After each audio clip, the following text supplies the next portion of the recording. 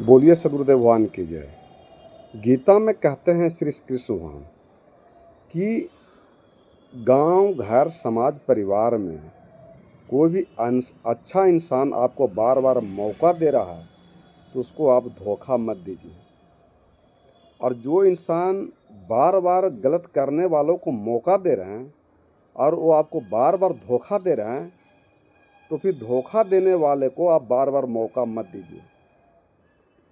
जो इंसान आपको बार बार धोखा दे रहा है उसको मौका मत दीजिए। अगर उसको बार बार मौका देते रहिएगा तो आपको जीवन में वो कभी विकास के प्रगति पर चलने नहीं देगा, वो पथ का बाधा पहुंच जाएगा।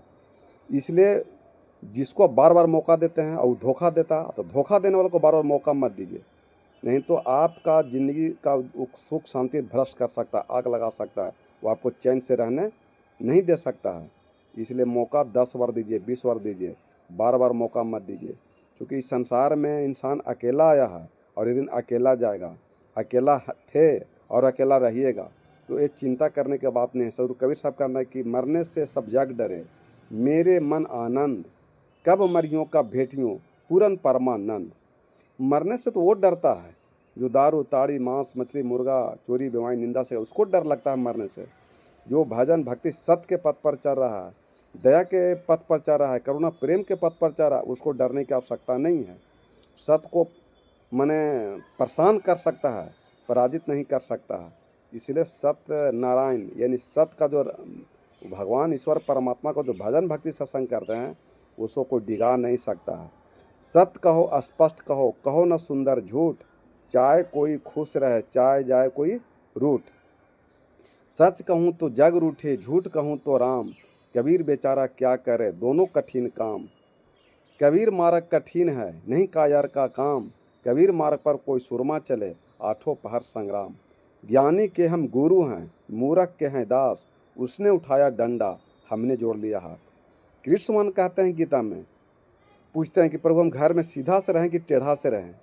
तो कृष्ण कहते हैं कि हम घर में अगर सीधा से थे, बांसुरी बजा रहे थे, अगर मेरा सब बातें मान जाता तो हमारे घर में महाभारत नहीं होता। इसलिए कोई इंसान नहीं चाहता कि हमारे घर में महाभारत हो, लड़ाई हो, झगड़ा हो, कलह हो, कलेश हो, चिंता टेंशन हो। लेकिन सत्य आदमी को चैन से रहने नहीं देता है, तो वहाँ तो फिर परमात्मा का काल का डंडा बजेगा, वह बिना सोगों को रोक नहीं सकता है।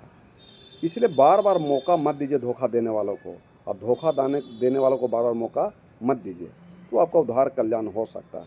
और परमात्मा में, राम में भजन भक्ति सत्संग आप मन को लगाते रहिए, आत्मा से लगाते रहिए।